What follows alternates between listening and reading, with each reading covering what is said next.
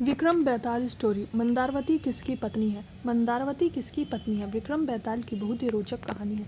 बेताल पच्चीसी की इस कथा में राजा विक्रमादित्य अपनी बुद्धिमत्ता से यह निर्णय करता है कि मंदारवती किसकी पत्नी होने योग्य थी।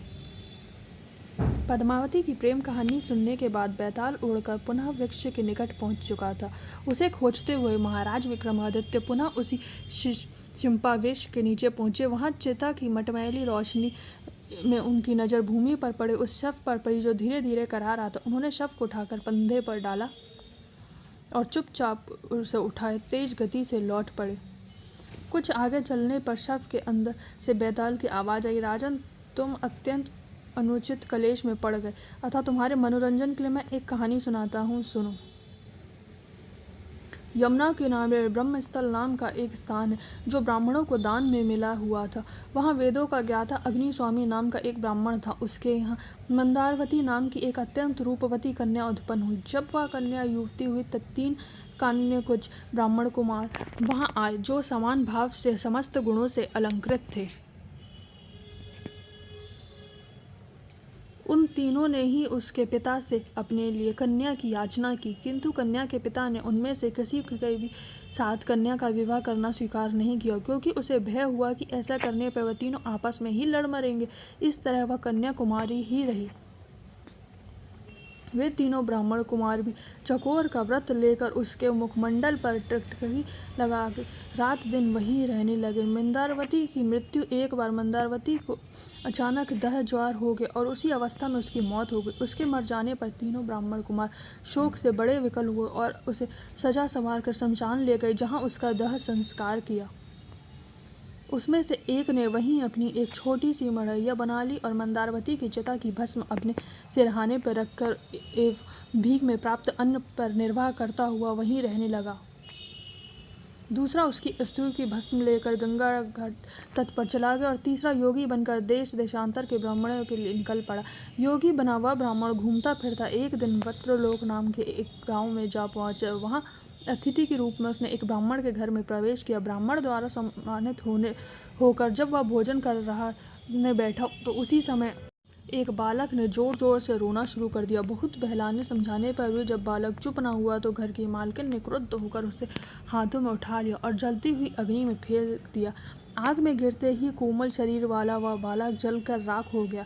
यह देखकर उस योगी का रोमांच हो गया। उसने परोसे हुए भोजन को आगे सरका दिया और उठकर खड़ा होते हुए क्रोधित भाव में बोला, धिक्कार है आप लोगों पर, आप ब्राह्मण नहीं कोई ब्रह्म राक्षस है। अब मैं तुम्हारे घर का भोजन तो क्या एक अन्न का दाना भी ग्रहण नहीं करूँगा।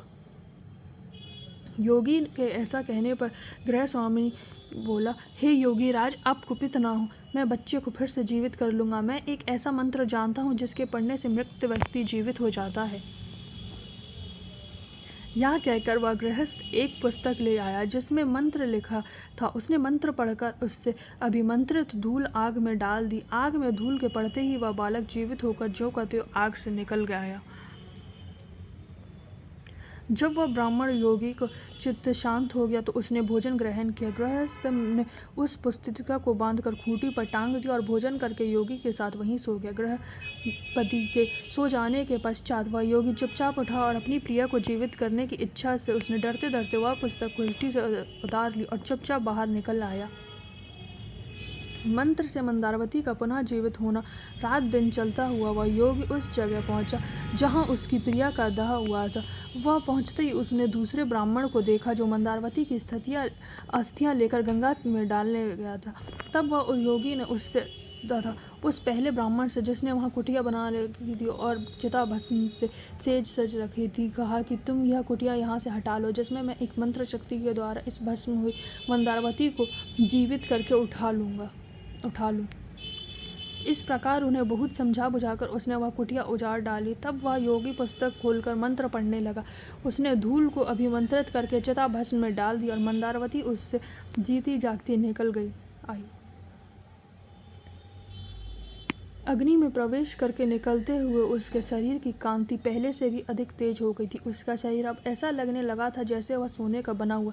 इस प्रकार उसको जीवित देखकर वे तीनों ही काम पीड़ित हो गए और उसको पाने के लिए आपस में लड़ने झगड़ने लगे।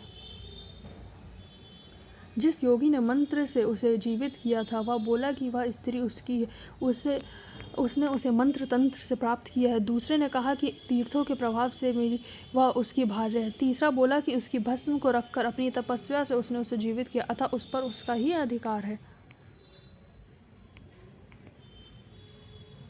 तरुणों में विवाद, मंदारवती किसकी पत्नी है।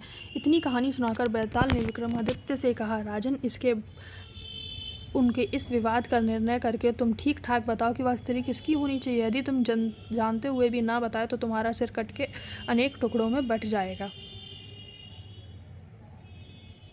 बेताल द्वारा कहे हुए शब्दों को सुनकर राजा विक्रमादित्य ने कहा, हे बेताल, जिस योगी ने कष्ट उठाकर भी मंत्र तंत्र उसे जीवित किया वह तो उसका पिता हुआ।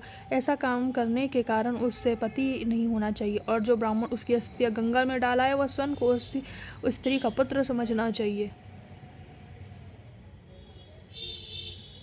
किंतु जो उसकी भस्म की शैया पर आलिंगन करते हुए तपस्या करता रहा और शमशान में ही बना रहा उसका पति कहना चाहिए, क्योंकि गाढ़ी प्रीति वाले उस ब्राह्मण ने ही पति के समान आचरण किया था।